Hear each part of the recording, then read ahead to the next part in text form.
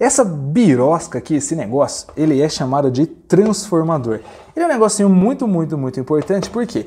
Porque, primeiro, pelo estudo do nosso eletromagnetismo que a gente está fazendo agora. Segundo, porque ele alimenta a minha máquina de café. Essa minha máquina de café, ó o Buda usando máscara aí da quarentena, ela funciona no 220, só que eu moro em Bauru e na cidade de Bauru a gente tem os 110 volts. Então como que ela funciona? Aqui dentro você tem um conjunto de espiras, eu tenho um tanto de espiras aqui, eu tenho um tanto muito maior de espiras aqui, que a gente já vai ver o porquê desse número de espiras ser maior. Esse transformador ele vai converter 127 volts para 220 volts. A minha máquina, ela funciona no 220. Então o que eu vou fazer? Eu vou pegar esse cabo, que é o cabo da máquina 220, vou conectar no 220. A minha tomada é 110, eu vou conectar no 110. 127, 110, a gente acaba nunca sabendo qual que é qual, né? Então a tomada, que é o 127, eu vou ligar aqui no 127, beleza? Então você vai ligar sempre no mesmo. O transformador no tanto que é a tomada. Se a minha tomada fosse 220, eu ligaria a tomada no 220. Show? Então vamos lá, como que funciona basicamente o nosso transformador? Basicamente o que a gente tem aqui é, vou ligar um na tomada e o outro no aparelho, ou um no aparelho e outro na tomada, aí depende de qual é a rede da sua casa. Se a rede da sua casa é 220, como eu expliquei ali, você coloca a tomada no 220. Agora, o que está acontecendo dentro desse nosso transformador aqui é basicamente isso. Eu tenho um tanto de espiras de um lado e eu tenho um tanto de espiras do outro. Geralmente isso daí é chamado de primário e secundário. Como você tem uma corrente elétrica passando por essa espira, a gente sabe que essa corrente elétrica alternada ou até mesmo contínua, ela vai, na hora que estiver aumentando ou diminuindo, ela vai gerar um campo magnético, algumas linhas de campo magnético ao redor dela. E aí o que acontece? Como essas espiras elas estão muito próximas, o campo magnético que gerar aqui, ele vai circular e também vai passar por essa outra espira. Então, o que nós temos basicamente é isso. Vou chamar esse cara de primário e esse cara de secundário. O fluxo que você tem para uma única espira, ou seja, uma linha que sai daqui e atravessa uma única espira aqui, uma espira aqui que tem uma linha que sai e atravessa aqui para uma única espira, porque ali a gente tem números de espiras diferentes.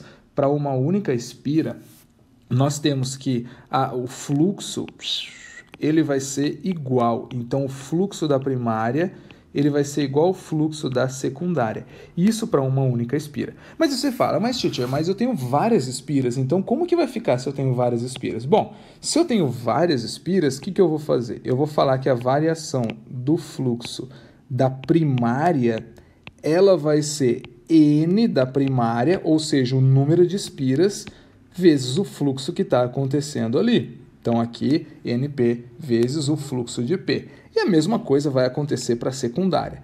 O fluxo total ali na secundária vai ser o número de espiras que eu tenho na secundária vezes o fluxo da secundária. Show! Aí, se eu lembrar lá da nossa lei do Faraday, manja a lei de Faraday, que relaciona força eletromotriz, que no caso seria o volts. O volts é justamente o que a gente quer fazer a conversão aqui. Converter 110 para 220 ou 220 para 110. Conversão entre aspas, né? Mas eu vou ter aqui então o meu Faraday, show, e ele fala que a força eletromotriz na primária é igual a menos, esse sinalzinho de menos a gente sabe que é por causa da lei de Lenz, do campo de oposição, a variação no fluxo da primária sobre o tempo. E aí o que eu vou fazer é, como eu quero saber uma relação entre eles, eu vou dividir, eu vou dividir isso aqui pela força eletromotriz do secundário, que vai ser a mesma coisa, ó, variação no fluxo da secundária dividido pelo tempo. Show de bola! Então aqui onde que nós estamos? Nós estamos que a primeira coisa que eu posso fazer é já cancelar esse sinal de menos. Como eles estão dividindo, também posso cancelar o tempo, porque eles aparecem no mesmo lugar. E aí o que vai sobrar para a gente é isso aqui, ó. A variação do fluxo é NP vezes o fluxo de uma espira só. Aqui eu tenho o NS vezes o fluxo de uma espira só, que é a secundária. Mas aí você fala, mas teacher, você acabou de dizer para a gente que para uma única espira, esses fluxos são iguais. Sim, eles são iguais. Então, da mesma forma que você cortou o tempo, você também pode cortar esses fluxos? Sim, da mesma forma que eu cortei ali, eu também posso cortar os fluxos. Então, explica pra gente, tia, como que vai ficar essa parada? Bom, vai ficar o seguinte, você está enxergando que sobrou ali, sobrou simplesmente isso aqui, ó, a força eletromotriz do primário está para a força eletromotriz do secundário, assim como o número de espiras do primário está para o número de espiras do secundário. Nossa, então é só isso, teacher? É só isso. Então quer dizer que de 110 para 220, que dá o dobro, eu vou ter o dobro de espiras? É isso aí. Se o seu primário for 110, vamos imaginar que aqui eu tenho 1000 espiras, toda enroladinha. Então 110 eu tenho 1000 espiras. Se o secundário for o 220, que é o dobro, eu preciso ter aqui 2000 espiras. Simplesmente assim. Você vai ter a relação, então, de força eletromotriz para o número de espiras. Mas acontece também uma segunda relação. Uma segunda relação que é a seguinte. A grosso modo, vamos dizer assim, que numa situação ideal, a potência elétrica que aparece no primário, ela é igual à potência elétrica que aparece no secundário.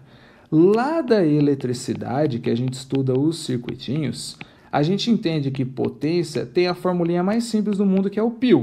Show? O U significa volts. Volts para a gente aqui é a força eletromotriz. Então, o nosso P do primário ficaria como sendo a corrente elétrica do primário vezes a força eletromotriz do primário. A corrente aqui, ou a potência do secundário, ficaria corrente do secundário vezes a força eletromotriz do secundário. Então, se eu montar uma relação igual a que eu acabei de montar, vai ficar que a força eletromotriz do primário está para o secundário, assim como a corrente elétrica do secundário está para o primário. Então, a relação que acontece entre a força eletromotriz e a corrente, elas são invertidas. Então, Titi, arruma esse negócio aí e coloca tudo juntinho. Então, vamos colocar tudo juntinho, ó. Força eletromotriz do primário está para a força eletromotriz do secundário, exatamente ali da mesma forma que o número de espiras, N do primário pelo N do secundário. Mas existe também a relação em que a corrente elétrica do secundário pela corrente elétrica do primário formam o transformador. Então, a gente tem isso daqui. Para o seu vestibular, as mesmas relações que a gente usou para os transformadores, a gente pode usar para esse ferinha aqui, que é o bivolt, ou chamado também de alto volt.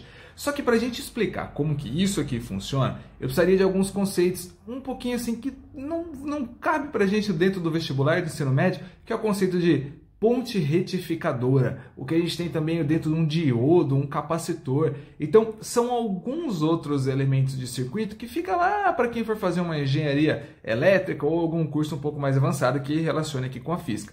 Então, para a gente, basicamente, usar o nosso bivolt aqui, o nosso alto volt, alto porque é ele que seleciona quantos volts que ele vai colocar aqui, a gente faz as mesmas relações. O E do primário pelo E do secundário, igual ao número de espiras do primário pelo secundário, aí inverte a corrente, igual corrente do secundário pela corrente do primário. Então, as mesmas relações do transformador eu posso usar nesse bivolt aqui e, ó, com certeza isso vai ter no seu vestibular.